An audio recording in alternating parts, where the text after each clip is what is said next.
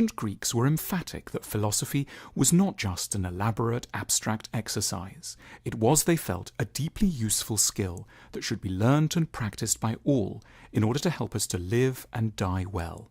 No one believed this more than Plato, who was passionate in his defense of philosophy as a kind of therapy for the soul. One of the most forceful stories he told on behalf of the utility of philosophy was what has become known as the Allegory of the Cave. It is perhaps the most famous allegory in philosophy. This was a story that was intended, as he wrote, to compare the effect of education and the lack of it on our nature. At the start of Book 7 of his masterpiece, The Republic, Plato tells us about some people living imprisoned in a cave. They've always lived there and don't know anything of the outside world. There is no natural light in this cave. The walls are damp and dark. All the inhabitants can see comes from the shadows of things thrown up on the wall by a light of a fire. The cave dwellers get fascinated by these reflections of animals, plants, and people. Moreover, they assume that these shadows are real, and that if you pay a lot of attention to them, you'll understand and succeed in life. They don't, of course, realize that they are looking at mere phantoms. They chat about shadowy things enthusiastically and take great pride in their sophistication and wisdom. Then, one day, quite by chance, someone discovers a way out of the cave, out into the open air. At first, it's simply overwhelming. He is dazzled by the brilliant sunshine, in which everything is for the first time properly illuminated. Gradually, his eyes adjust and he encounters the true forms of all those things which he had formerly known only as shadows. He sees actual flowers, the colours of birds, the nuances in the bark of trees. He observes stars and grasps the vastness and sublime nature of the universe. As Plato puts it in solemn terms, previously he had been looking merely at phantoms. Now he is nearer to the true nature of being. Out of compassion, this newly enlightened man decides to leave the sunlit upper world and makes his way back into the cave to try to help out his companions, who are still mired in confusion and error.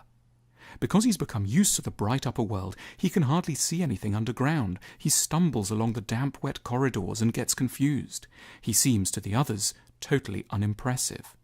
When he in turn is unimpressed by them and insists on explaining what the sun is or what a real tree is like, the cave dwellers get sarcastic, then very angry, and eventually plot to kill him. The story of the cave is an allegory of the life of all enlightened people. The cave dwellers are humans before philosophy. The sun is the light of reason. The alienation of the returned philosopher is what all truth-tellers can expect when they take their knowledge back to people who have not devoted themselves to thinking. For Plato, we are all for much of our lives in shadow. Many of the things we get excited about, like fame, the perfect partner, a high-status job, are infinitely less real than we suppose. They are, for the most part, phantoms projected by our culture onto the walls of our fragile and flawed minds. But because everyone around us is insisting that they are genuine, we are taken in from a young age. It's not our fault individually. No one chooses to be in the cave. That's just where we happen to begin. We're all starting from a very difficult place. If, like the man in Plato's story, you bluntly tell people they're wrong, you get nowhere, you cause deep offence and may endanger your own life. Athens had, after all, recently put Socrates, Plato's friend, to death. Plato knew from close experience just what the cave dwellers might do to those who claim to know the sun. The solution, Plato says, is a process of widespread, carefully administered philosophical education, by which he understood the method of inquiry pioneered by Socrates and known to us as the Socratic method.